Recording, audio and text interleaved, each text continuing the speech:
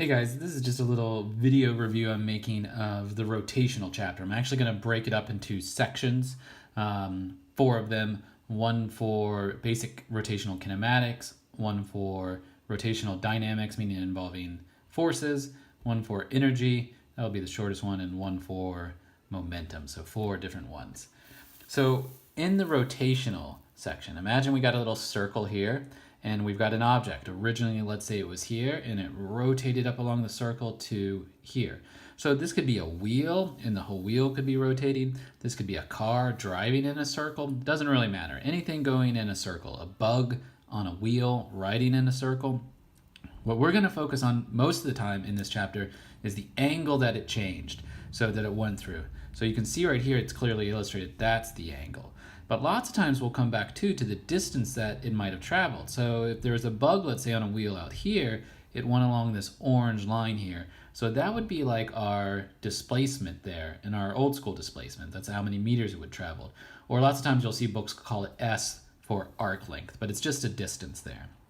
So one thing that we'll have to do is start to talk about units and things that we measure them in. So I'll be getting this chart out a lot on here, the old thing, the linear thing, or sometimes it's called translational or tangential maybe, and then the new version of it, which is the angular version, or sometimes called rotational. So let's start with, first of all, just straight up displacement. Remember, displacement would be a change in position, and it would be measured in meters. Well, now we've got this new thing. It's a change in our angle, and it's measured in a unit in this chapter in something called a radian. So what is a radian? It's not pivotal that you have this understood in exactly this manner, but it looks something like this. So it's roughly 1/6 of a circle. So if we sort of imagine it divided out there, a radian is approximately 1/6 of a circle. So it's about 60 degrees. It's a little bit less than that. Instead of 6 radians in a circle, you get about 6 1/4. So instead of 3 radians going halfway around, it's actually 3.14 radians. But whatever, just so you can picture it. So if they say you're turning 4 radians per second, you have an idea of about how much that is. So you would have turned through here all the way through there. Something that you should know to be a bit more exact is that 360 degrees, which is one revolution, right? You go all the way around the circle, that's equal to exactly 2 pi radians. But saying exactly pi something's kind of silly because it goes on for infinity there. So that's sort of what we're picturing here. So let's go back to our old and new chart here with position and angle that we've moved through measured in radians. One thing that will be consistently important is how do you flip between these two things? So maybe you have one and you need to get the other. Maybe you have the radians and need to get the meters, or vice versa. So there's going to be a familiar pattern to all of these.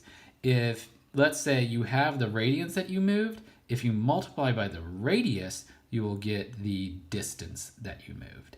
So again, take the new thing, multiply by the radius, and it will give you the old thing.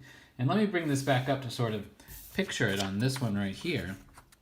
So if I lay this one down, that sort of makes sense. So it turns out the way we also define a radian, it's when this distance you travel here, the arc length is equal to your radius.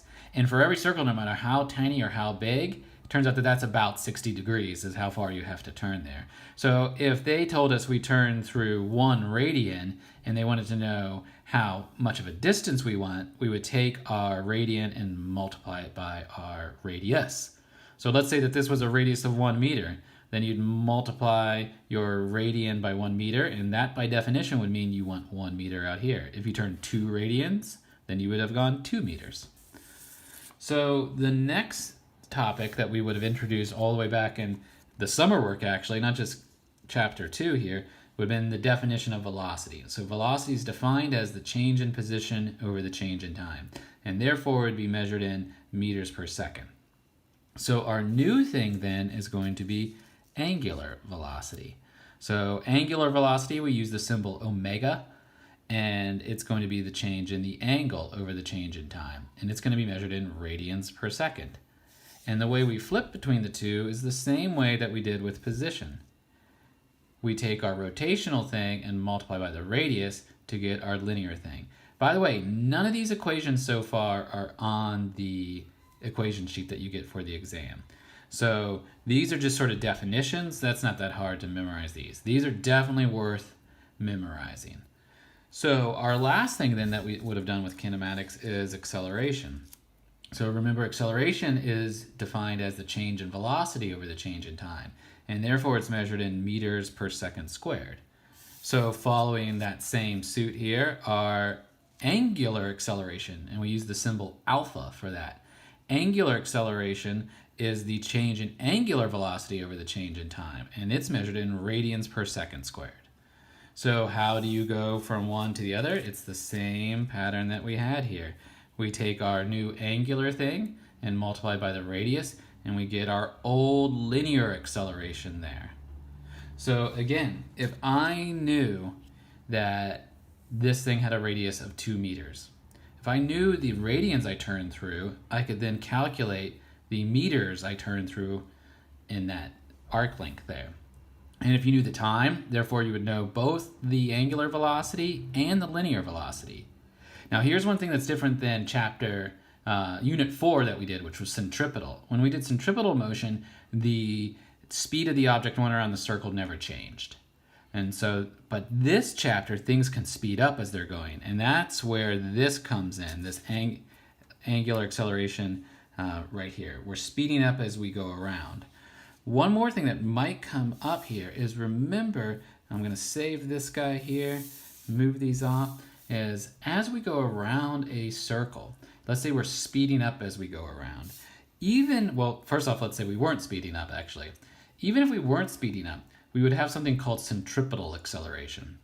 And if you remember, centripetal acceleration translates from the Latin as towards the center. So this blue arrow here represents the centripetal acceleration pointing towards the center. And that is calculated by v squared over r. This equation is on your equation sheet. If it was speeding up as it went around the circle, then it would also have this other acceleration. Sometimes we call it tangential. So you'll see I have a little t there and a little t there because it always points tangent to the circle there. So if you were going around in a circle, you would always have a centripetal pointing towards the center. And if you were speeding up as you went around the circle, you would also have a tangential. So the combined acceleration would actually be pointing this way because you could do vector addition there to add them up. That makes me realize I forgot to point out one thing here on this one is I have this little red arrow here that represents the velocity. So at any given moment, the velocity points tangent to the circle. So when we're talking about that old linear velocity, sometimes we call it tangential velocity because it points tangent to the circle. So one last thing then, once you understand that, it's basically the same thing as the kinematics we did in the very beginning. And so a lot of the equations just straight translate out of that. So this equation is on your equation sheet, and the linear version is also on there. We would have called this before, this would have been what we called the first equation in class. And so that would be v equals v0 plus acceleration times time. Well, here it just becomes omega equals omega 0 plus alpha times t. In other words, angular velocity is equal to the original or initial angular velocity plus the angular acceleration times time. This one is also on there. This is what we would have called the third equation in class. It's both in the linear form and the angular form. It's on the equation sheet. So the change in the angle is equal to the initial angular velocity times time plus 1/2 times the angular acceleration times time squared. Now, this one is not on your equation sheet in rotational form, but it is on there in linear form. So if you look up there, we call this one the fifth equation in class. So on your equation sheet, it will say v squared equals v0 squared plus 2 times a times delta x. So you basically have that equation as well. And then lastly, this is what we call the second equation. It's the two different versions of average velocity. So an average angular velocity can be defined as the change in the angle over the change in time, but an average can also be defined as the initial plus the final divided by 2. So both of those things are considered average velocities, and therefore they're equal to each other. So that one's worth memorizing, and neither the linear version of this nor the angular version of this are on the equation sheet there. So one tip I would have, oh yeah, one more thing is these equations only work just like their linear counterparts if the acceleration is constant. It will be constant in all of these problems because otherwise you need calculus to solve any of these. But when people start to get confused, just approach these problems like they're linear problems. The names have changed by calling it, omega and alpha, but the way you approach these problems is exactly the same way that you approach them in the linear chapter. That's the end of part 1.